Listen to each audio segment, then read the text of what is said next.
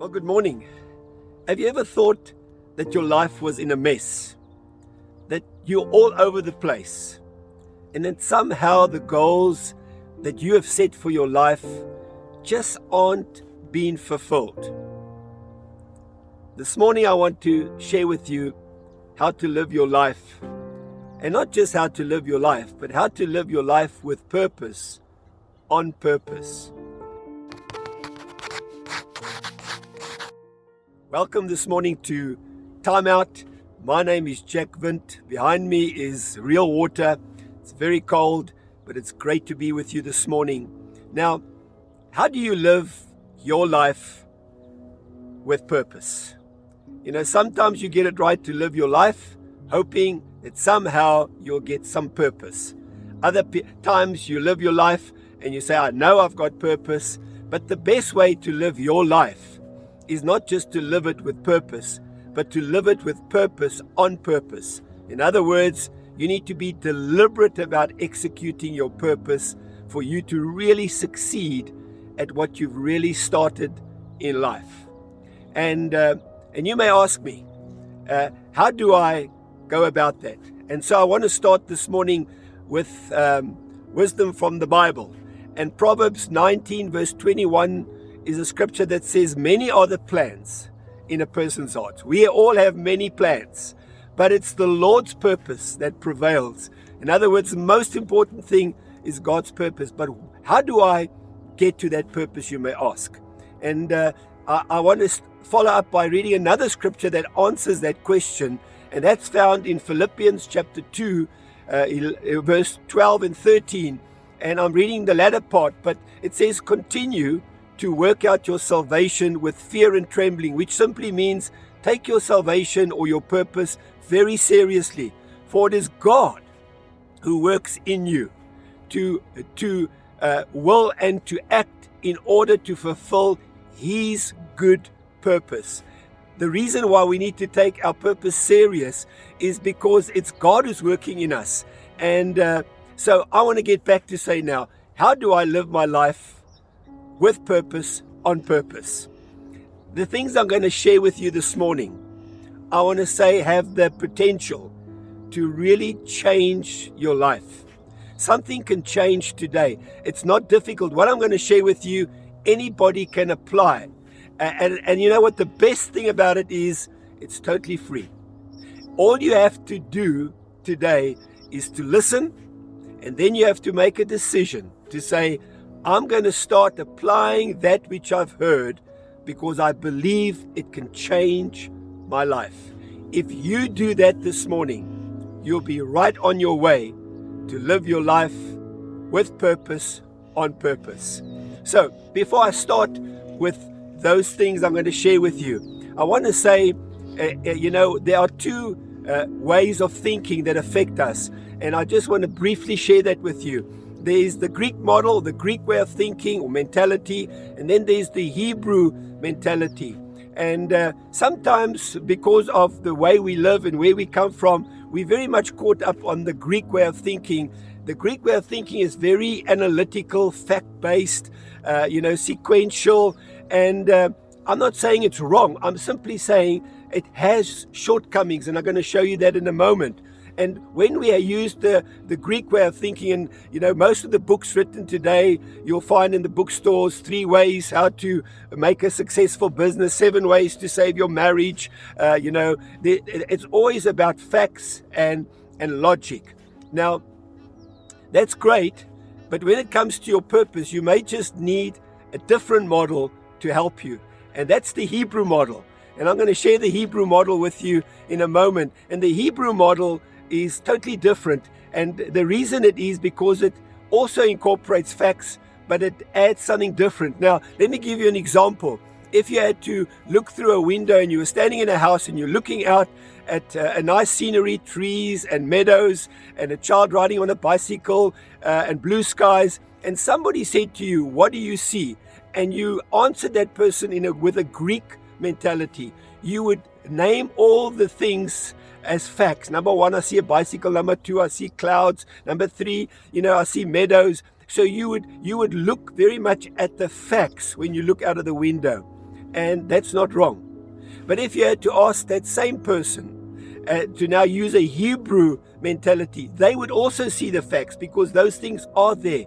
But now they would ask themselves, how does that picture make me feel? How does that picture make me feel? Well, that picture makes me feel like I was in my childhood riding my bicycle. Now that picture hasn't just given me facts, it's given me an emotion that's very powerful. If I can use the facts and I can add an emotion to those facts, I have an important ingredient to motivate me when it comes to fulfilling my purpose. So let me tell you the shortfalls quickly of the Greek model and how we go about it sometimes when we want to go about our purpose. And this, I've drawn a picture for you to show you. This is what the Greek model more or less would look like. It would look like lines I draw, and I say, Jack, I'm going to start number 1, 2, 3, 4, right down to number 10, and I'm going to make a list of the things that are important, and I'm going to start writing them down. The problem with this is, I normally, when I write the first 3 down, when I get to the 4th one, it becomes a little bit, it becomes a little bit faded, and when I get to number 10, it's like a wish list. I know I'm never going to get there. So I normally try and focus on the first 3. And sometimes I can get away with that. But let me just give you an example.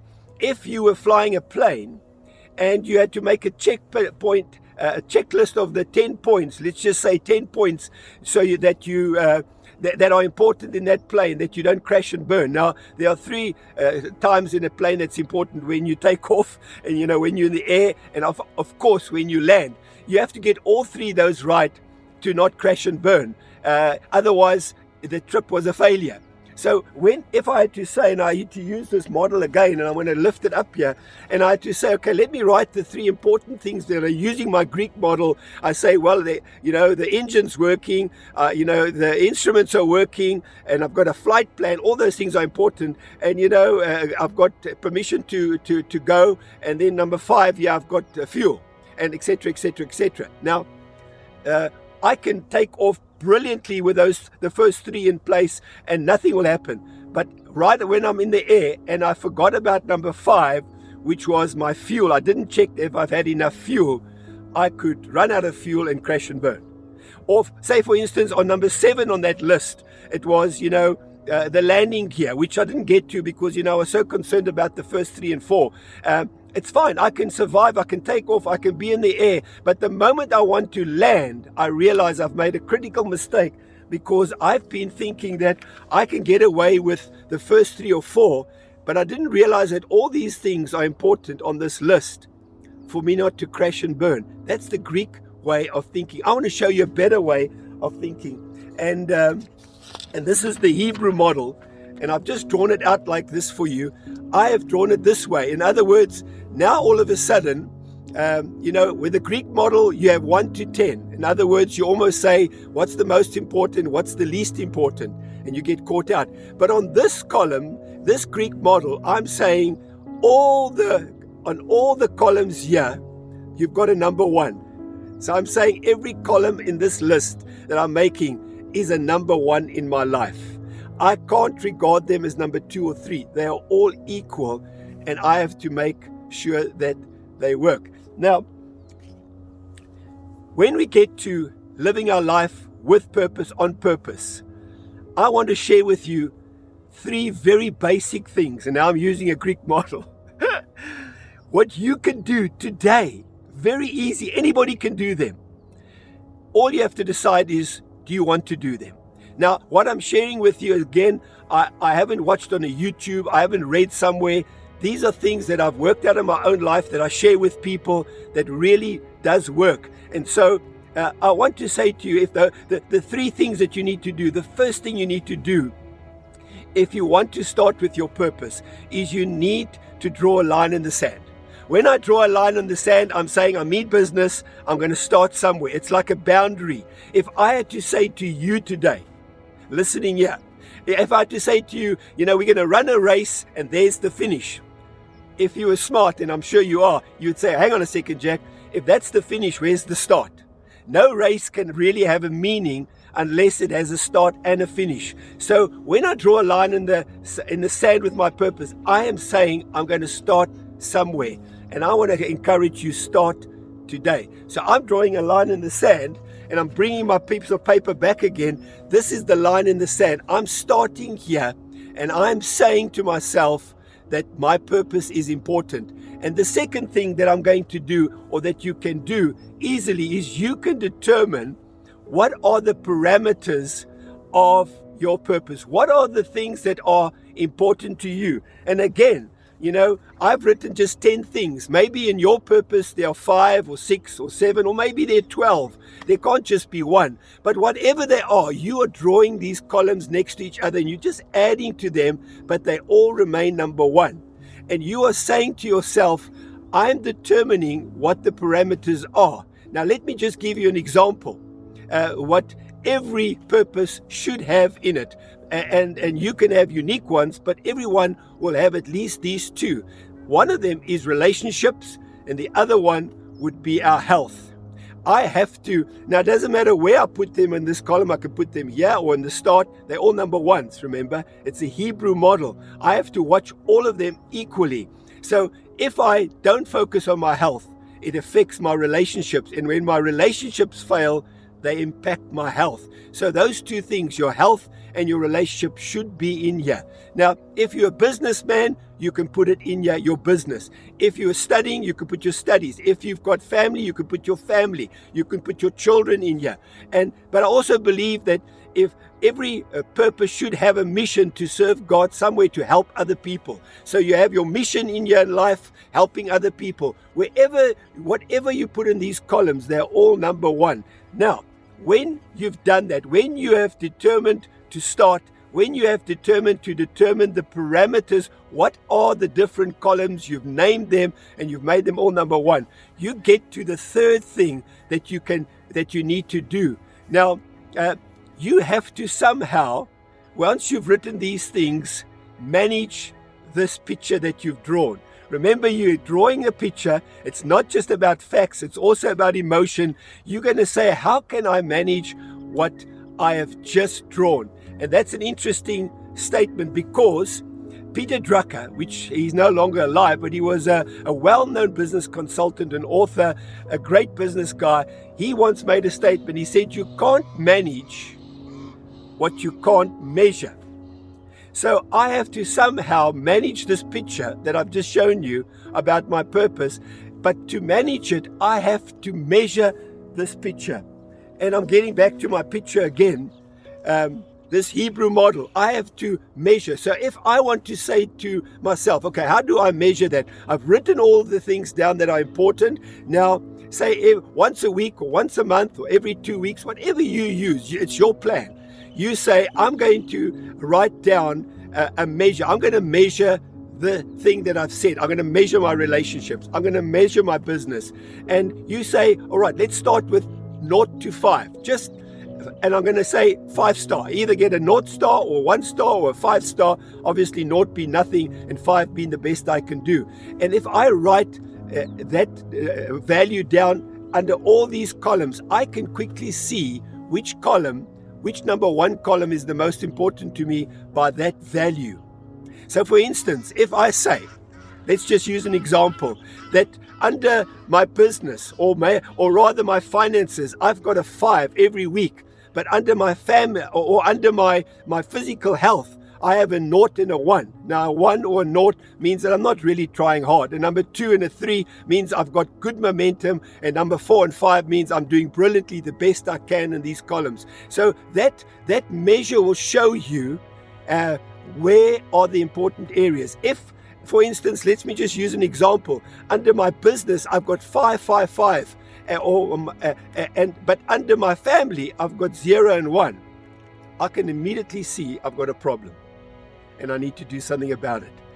Ask a very important man that has just experienced that, all the money in the world, but has failed in his family. We often see that because people don't understand that all these are number 1s. So you may say, Jack, what happens if I measure and I start to see that the 1 column is really low and the other one is high? You see, what I can then do is I can balance my purpose by making a decision to spend more time in that column to bring it up to where all the other columns are, so that my life is not in a mess, so that my life can be in sync with my purpose. You see, if I can't measure, I can't manage. Now, if you can do these three things, if you can start by drawing a line in the sand and saying, Jack, I'm going to start with my purpose today. If you can say, I'm going to determine the parameters of what is important in my life, I'm going to write them down in columns and I'm going to make them all number one.